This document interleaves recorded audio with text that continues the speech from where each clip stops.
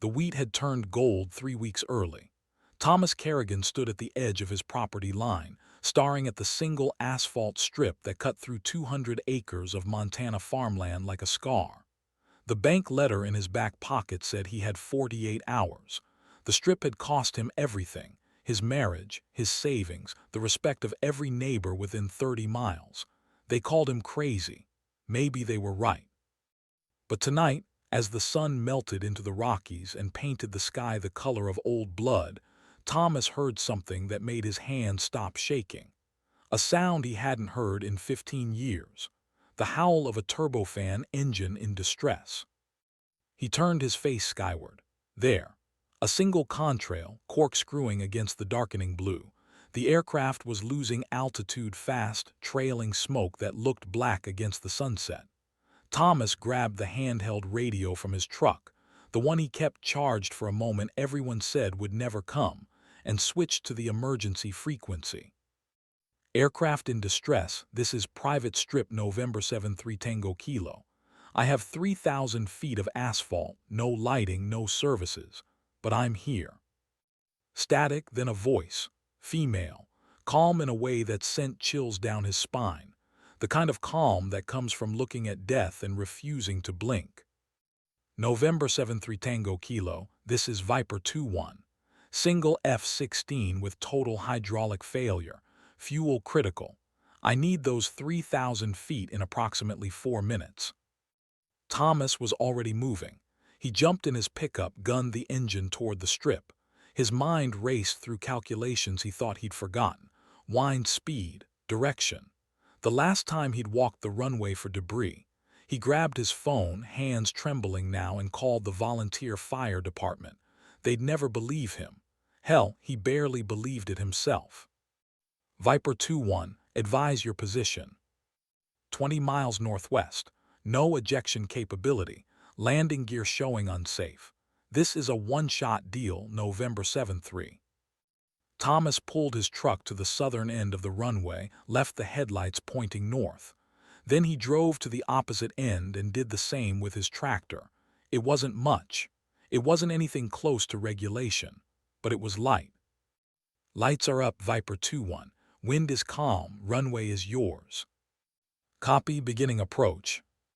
He killed the engine and stepped out into the silence. The entire valley seemed to hold its breath. Then he heard it, that howl getting louder, closer. And somewhere in the dying light, a fighter jet was falling from the sky, piloted by someone who refused to give up. Thomas didn't know her name yet, didn't know her story, but in 4 minutes both their lives would change forever. The F-16 Fighting Falcon appeared over the tree line like a wounded bird. Major Raina, Dust Devil Volkov, had both hands locked on the stick, her forearms burning with the effort of controlling 9 tons of dying aircraft using nothing but throttle and differential thrust. The hydraulic failure had been catastrophic. One moment, she was running a routine navigation exercise out of Mountain Home. The next, every control surface went dead. The computer had screamed at her to eject. Her training officer's voice echoed in her head. A pilot who rides it in is a dead pilot. But Raina wasn't just any pilot. She'd grown up in crop dusters over the Ukraine, flying her father's Antonov II before she could reach the pedals without blocks. She'd immigrated at 12, joined the Air Force at 18, and spent 15 years proving she belonged in a cockpit despite every instructor, every peer, every superior who looked at her and saw something that didn't fit their image of what a fighter pilot should be. She'd earned her call sign the hard way, by landing a damaged A-10 in a sandstorm outside Kandahar when she was 26. The sand had poured into the cockpit like water. She'd landed anyway. Now, at 41, with more combat hours than most of her squadron combined, she was about to bet her life on a civilian runway she couldn't even see properly through the smoke billowing from her starboard intake. November 73 Tango Kilo, Viper 2-1. Talk to me about that runway. Any obstacles? The voice that came back was steady, older, clear for 3,000 feet, trees on your approach but you'll clear them. Surface is old but solid. Sir, ma'am, whoever you are, you can do this. Raina almost smiled. "It's ma'am, and I appreciate the confidence." She dropped through 8,000 feet. The Viper was responding like a truck with the steering linkage cut. Every adjustment required a complex calculation of thrust vectors and weight distribution. Her breathing stayed measured. In through the nose for 4 counts, out through the mouth for 4 counts. The way her father had taught her when she was 7 years old and terrified of thunderstorms. The headlights came into view, 2 sets, crude but visible. Raina adjusted her approach angle, fighting the aircraft's tendency to roll left. The hydraulic fluid had turned the cockpit air acrid. Smoke detectors screamed. She ignored them. Below, she could see the dark strip of asphalt. It looked impossibly narrow. "On final," she transmitted, "gear showing unsafe. This is going to be interesting." Thomas watched the fighter drop out of the sky. The approach angle looked too steep. The aircraft was yawing left. He could see flame now from one of the engines. His heart hammered against his ribs. Every instinct screamed that this was impossible. Then, impossibly, the F-16 flared. The landing gear hit asphalt with a sound like a cannon shot. Raina felt the right main collapse immediately, and the aircraft lurched sickeningly to starboard. She cut the throttle, fought the wild swing with differential thrust, and felt the belly of the Viper grind against the runway in a shower of sparks that lit up the Montana darkness like a 4th of July display gone wrong. The friction was enormous. The noise was indescribable. Raina kept the nose up through pure force of will, knowing that if the nosecone caught the pavement at this speed, she'd cartwheel and die. 2,000 feet became 1,500 became 1,000. The runway lights, those improvised, beautiful, perfect lights, streaked past. Metal screamed. Something in the rear section exploded with a hollow thump. The aircraft was slowing, but not fast enough. She could see the trees at the end of the runway now, black shapes against the last purple remnants of sunset. "Come on," she whispered. "Come on, girl, stay with me." 800 feet, 600. The nose gear was starting to drop. She couldn't hold it forever. 400 feet, 300. The Viper stopped 200 feet from the tree line, canted at a 20-degree angle, one wing on the ground, hydraulic fluid and fuel pooling beneath it. Raina sat in the cockpit, hands still locked on the stick, breathing hard. For 5 full seconds she couldn't move, couldn't process that she was alive, that she'd actually done it. Then she smelled jet fuel, and reality snapped back into focus. She hit the canopy release. Nothing. The hydraulics were dead. She grabbed the manual release and cranked it, feeling the canopy grind open inch by agonizing inch. As soon as the gap was wide enough, she unstrapped and hauled herself out, dropping 8 feet to the asphalt and stumbling as her legs remembered they'd been locked in position for the last 20 minutes of hell. Thomas was running toward her, flashlight bobbing. Behind him, she could hear sirens in the distance. He reached her just as her legs decided to stop working, catching her arm. "You all right?" Raina looked at him. This stranger who'd somehow maintained a private runway in the middle of Montana nowhere, who'd been there exactly when she needed him, and laughed. It came out shaky and slightly unhinged. "I'm alive," she said. "That's more all right than I had any business being 5 minutes ago." Thomas stared at her, then at the wreck of the F-16 behind her, then back at her. "That was the most incredible piece of flying I've ever seen, and I flew Hueys in Vietnam." "Then you know," Raina said, "that we need to move. That fuel." The Viper's remains lit up behind them like a bonfire. They ran. Thomas pulled Raina away from the burning aircraft, his old legs finding strength he'd forgotten he had.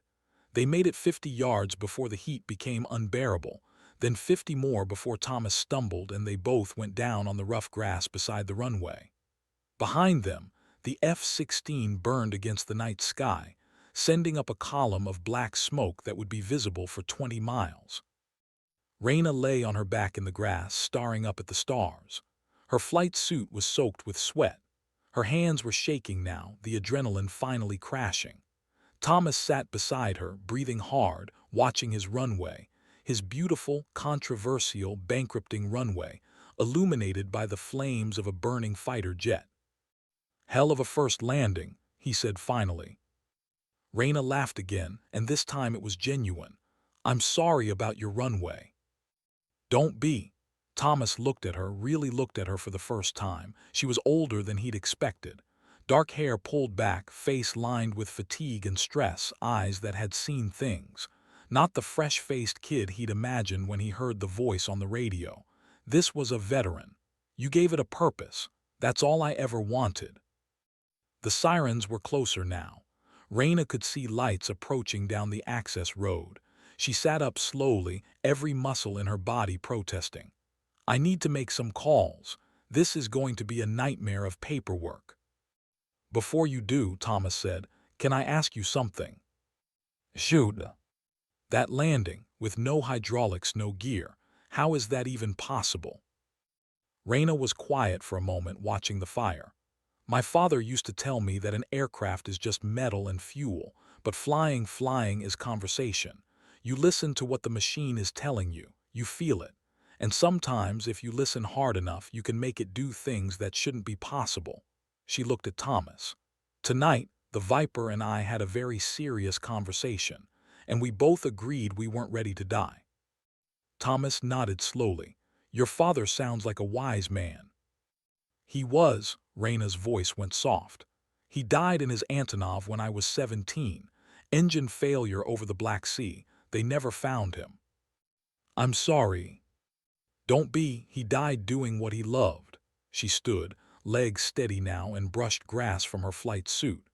"He taught me that there are two kinds of pilots, the ones who fly and the ones who become part of the sky. Tonight I became part of the sky." The first responders arrived. Volunteer firefighters in an engine that had seen better days, a sheriff's deputy in a dusty Bronco.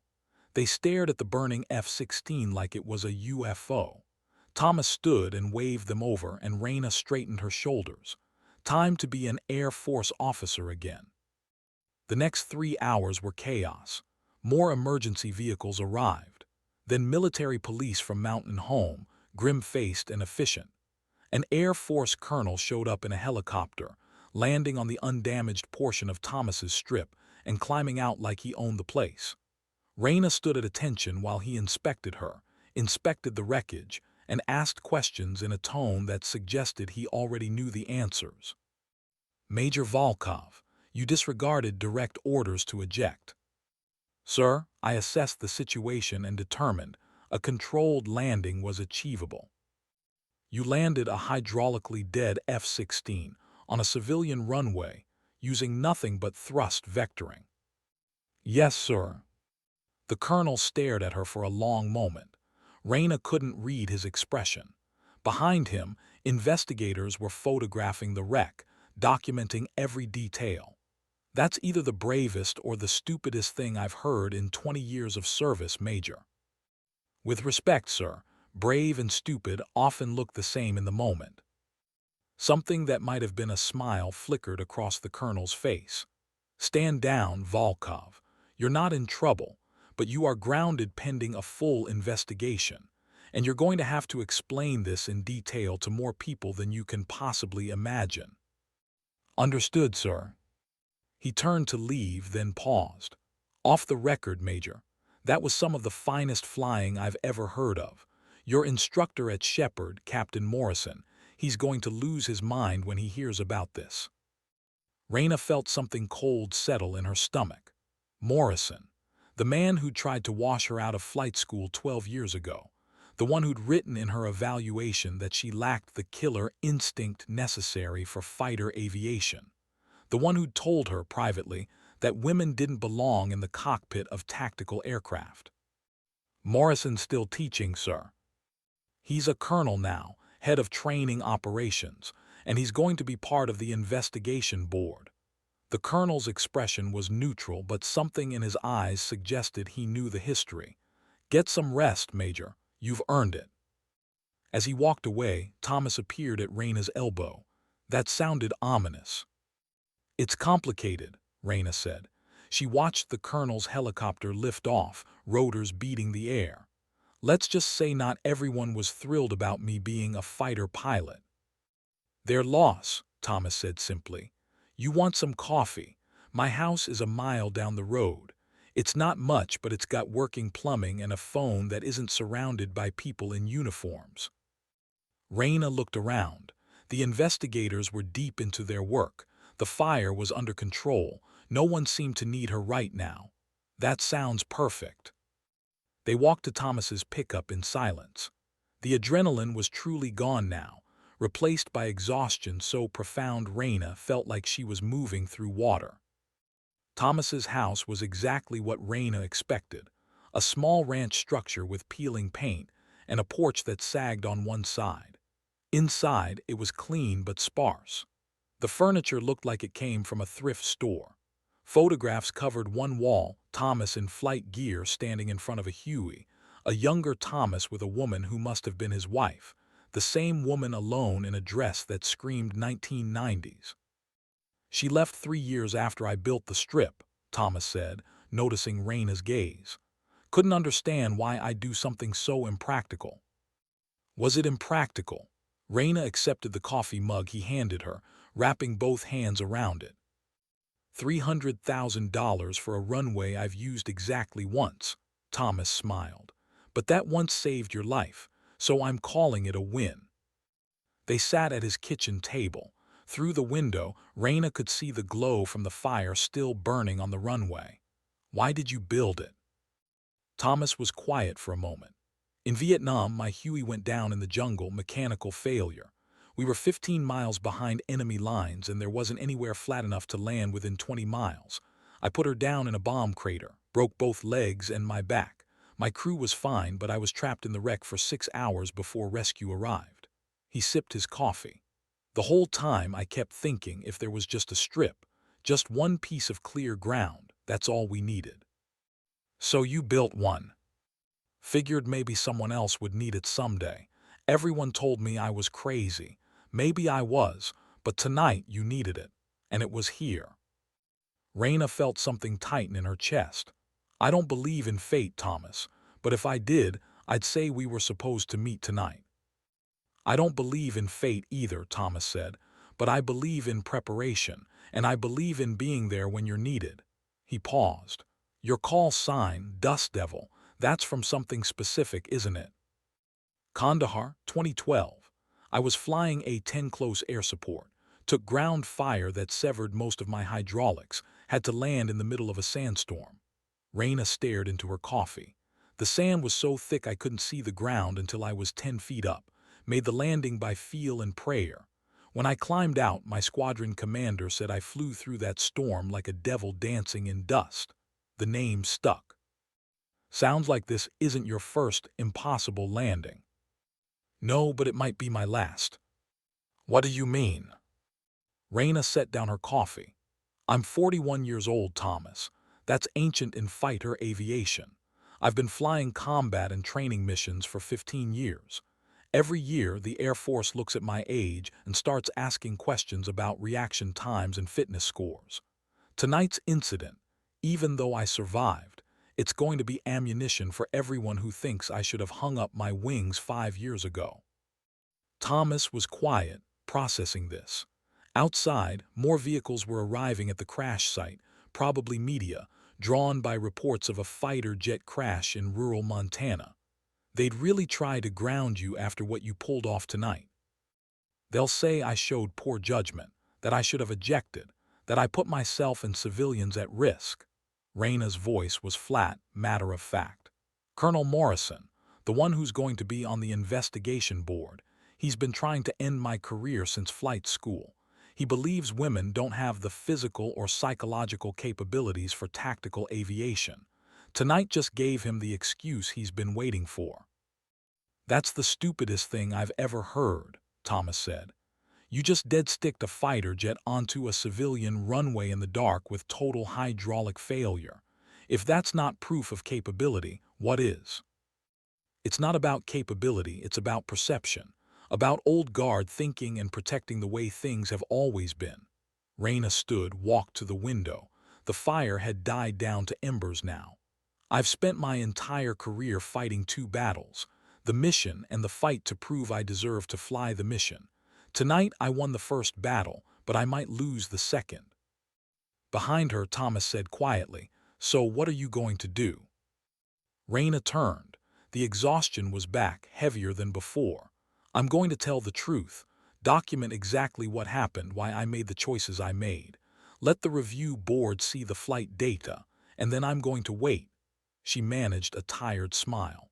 "And I'm going to pray that somewhere in the chain of command there's someone who cares more about results than politics. If there's justice in the world, they'll pin a medal on you, not ground you. Justice and military bureaucracy don't always overlap." Raina checked her watch. "I should get back. They're going to want to debrief me soon." Thomas drove her back to the crash site in silence. The media had arrived in force now, news vans with satellite dishes, reporters setting up shots with the smoking wreckage in the background. Military police had established a perimeter. As Thomas pulled up, a young airman approached the truck. "Major Volkov, Colonel Hartford wants you at the command center." "Copy that." Raina turned to Thomas. "Thank you for the runway, the coffee, the conversation, all of it." "You saved yourself, Major. I just provided the real estate." Thomas held out his hand. "But if you ever need anything, a place to land, someone to talk to, whatever, you know where to find me." They shook hands. Raina climbed out of the truck and walked toward the command center, a mobile trailer that had been set up at the edge of the runway. As she walked, she could hear the reporters calling questions. She ignored them, head up, shoulders back, every inch the professional pilot. Inside the trailer, Colonel Hartford was waiting along with two other officers Raina didn't recognize. The debriefing lasted 4 hours. They went through every second of the flight, pre-flight checks, the moment of hydraulic failure, her decision-making process, the landing itself. They asked the same questions 5 different ways.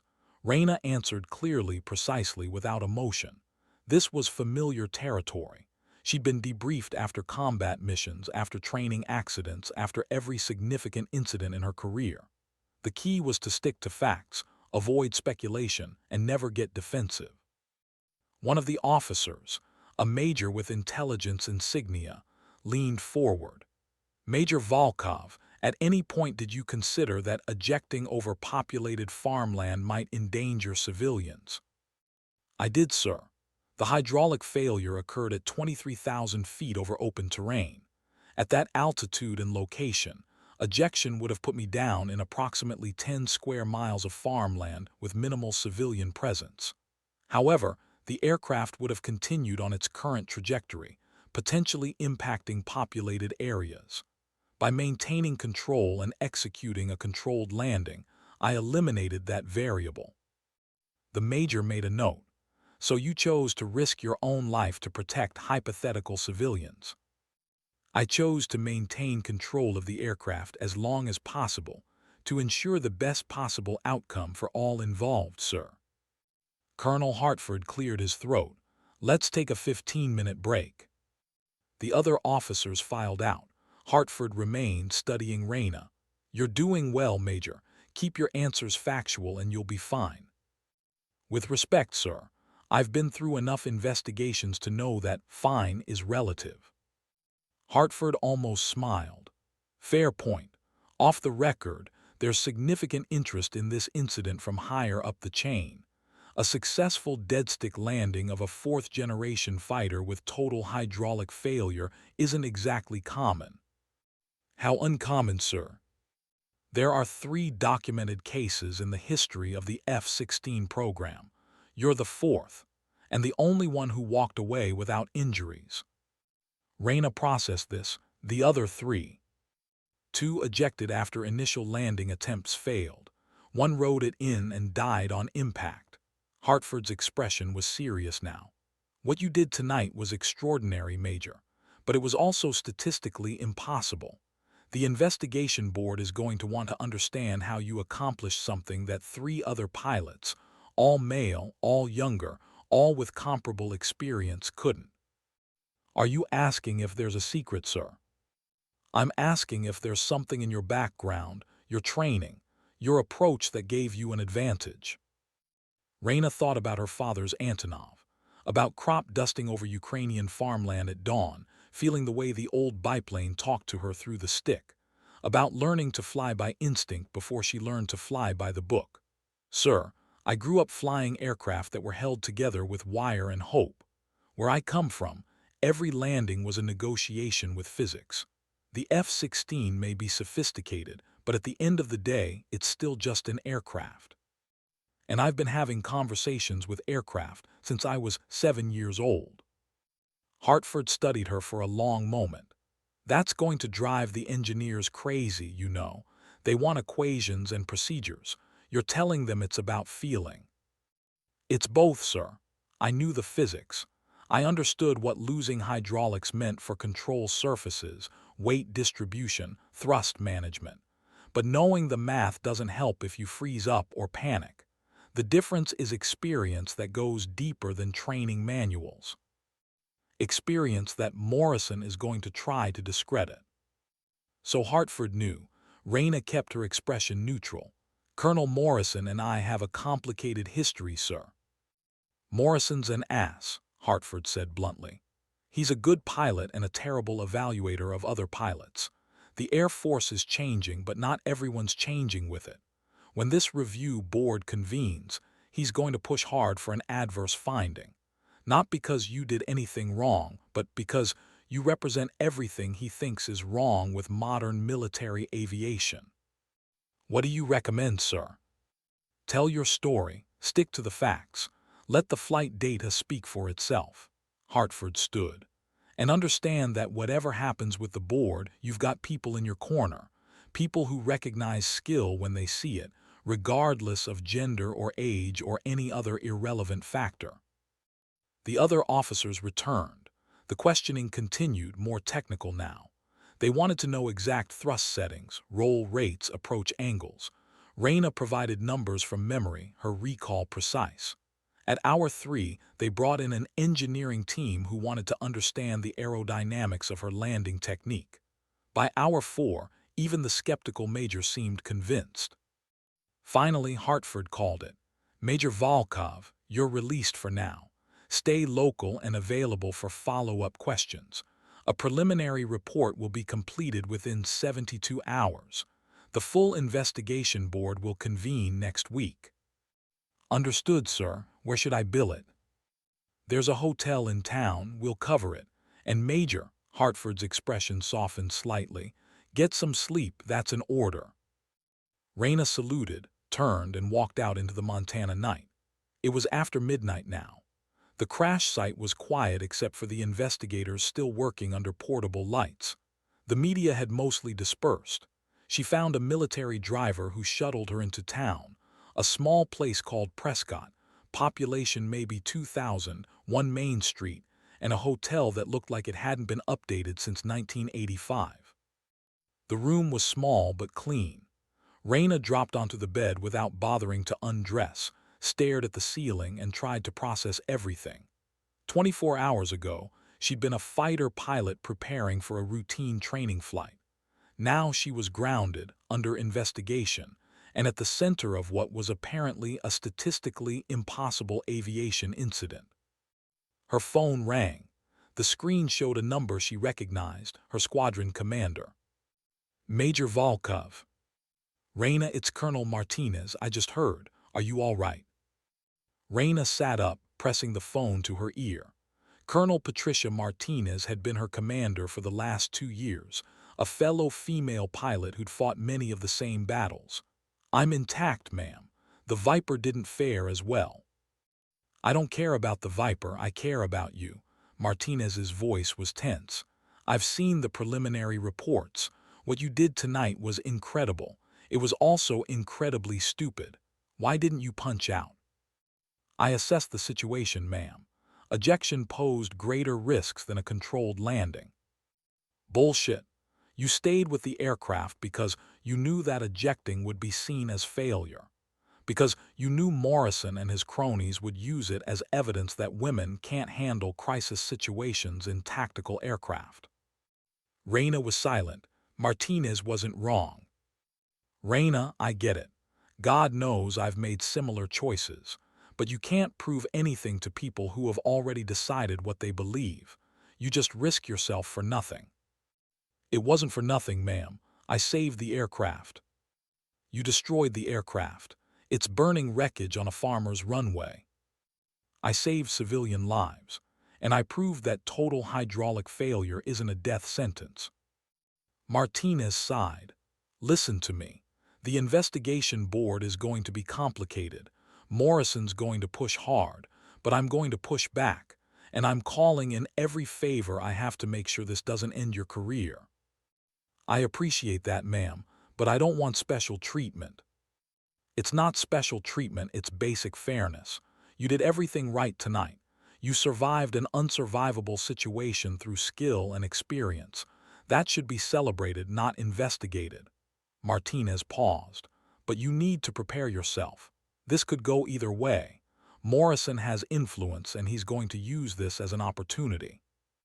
I understand, ma'am. Do you? Because I'm not sure you do. This isn't just about you anymore. Every female pilot in the Air Force is watching this. If they ground you for making the right call, it sends a message.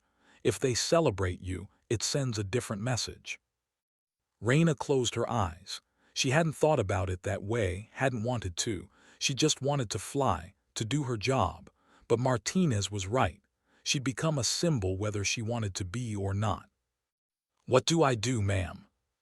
You tell the truth, you document everything, and you trust that there are enough people in the chain of command who value competence over politics. Martinez's voice softened. And you remember that you're not alone in this. Get some sleep, Reina. Tomorrow's going to be a long day. The call ended. Reina set the phone aside and lay back down. Sleep seemed impossible, but exhaustion had other ideas. She was asleep within minutes, still in her flight suit, dreaming of wheat fields and burning aircraft and her father's voice telling her that flying was just a conversation with the sky. Morning came with a knock on the door. Reina jerked awake, disoriented, reaching for weapons that weren't there before remembering where she was. The knock came again. She checked the time, 0647 hours, and opened the door to find a young airman holding a garment bag. Major Volkov, Colonel Hartford sent a fresh uniform. He wants you at the crash site at 800. Copy that, Reina took the bag. Is there coffee? Yes, ma'am, lobby. She showered quickly, changed into the fresh uniform, and grabbed coffee that tasted like it had been brewed sometime during the Reagan administration. The drive back to the crash site took 15 minutes through farmland that looked impossibly peaceful in the morning light. Hard to believe that 12 hours ago, she'd been falling out of the sky over this same landscape. The crash site had transformed overnight. A proper command post had been established. Investigators crawled over every inch of the wreckage. A mobile crane was being positioned to lift the fuselage. Thomas's runway looked like a military base. Hartford met her near the command post. Major, sleep well. Well enough, sir. Good, we've got a situation. He gestured toward a black SUV parked near the perimeter. Colonel Morrison arrived an hour ago. He's already making noise about the investigation. Says the whole incident reeks of poor judgment and should result in immediate grounding pending psychological evaluation. Reina's jaw tightened. Based on what evidence, sir? Based on his opinion that no rational pilot would have attempted what you did. Hartford's expression was grim. He's lobbying to have you removed from flight status immediately, before the official review. Can he do that? He can try, I'm pushing back, but he's got rank and seniority. Hartford paused. He wants to speak with you. I can delay it, but eventually you'll have to face him. I'd rather get it over with, sir. You sure? Reina looked at the SUV. Somewhere in there was the man who'd spent 12 years trying to prove she didn't belong in a cockpit. The man who represented every obstacle, every prejudice, every closed door she'd ever faced. Yes, sir, I'm sure. Hartford nodded. I'll be present for the conversation, but Raina, he's going to try to provoke you, don't let him. They walked to the SUV. Morrison climbed out as they approached, a tall man in his 50s, ramrod straight, with a face that looked like it had been carved from granite and never learned to smile. His eyes fixed on Raina with the expression of someone examining a particularly disappointing piece of equipment. Major Volkov, it's been a while. Colonel Morrison, Raina kept her voice neutral. I've been reviewing the preliminary data from your incident. Interesting reading. Morrison circled her slowly, the way he used to during flight school inspections. Raina stood at attention, eyes forward. Hartford watched from a few feet away, arms crossed. Total hydraulic failure at 23,000 feet, Morrison continued. Standard protocol dictates immediate ejection. Can you explain why you disregarded that protocol? The protocol assumes ejection is the safest option, sir.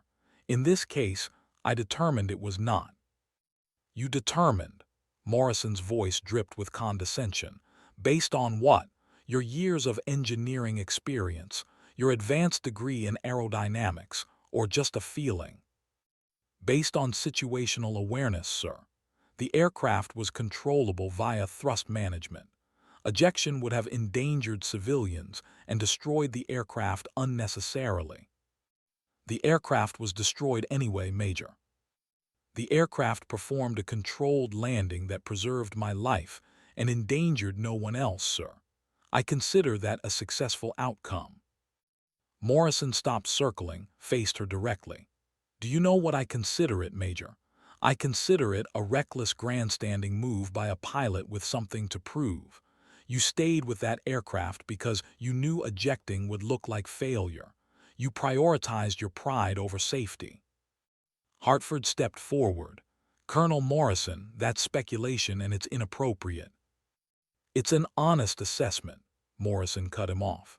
Major Volkov has spent her entire career trying to prove she belongs in tactical aviation. Last night she saw an opportunity to make a dramatic statement and she took it, regardless of risk. Raina felt heat rising in her chest but kept her voice level.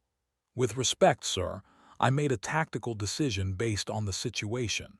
The same decision any experienced pilot would make. Any experienced pilot would have ejected. Then perhaps they weren't as experienced as they thought, sir. The words hung in the air. Morrison's face darkened. That's exactly the kind of arrogance I'm talking about. You think you're special, Major. You think the rules don't apply to you because you've gotten away with risky behavior before. Kandahar, that sandstorm landing. You were lucky then and you were lucky last night, but luck runs out. Sir, if I may, Hartford tried again. You may not. Morrison's eyes never left Raina. Major Volkov, I'm recommending immediate suspension of your flight status pending full psychological and competency evaluations. Furthermore, I'm recommending a formal investigation into whether your continued presence in tactical aviation poses a risk to Air Force assets and personnel. Raina felt the ground shift beneath her feet. Sir, I successfully landed a damaged aircraft with no casualties. How does that demonstrate incompetence?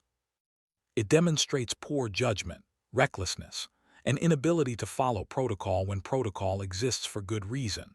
Morrison stepped closer. You've been living on borrowed time, Major. Everyone in the fighter community knows it. You're too old, too stubborn, and too convinced of your own abilities. Last night just proved what I've been saying for years.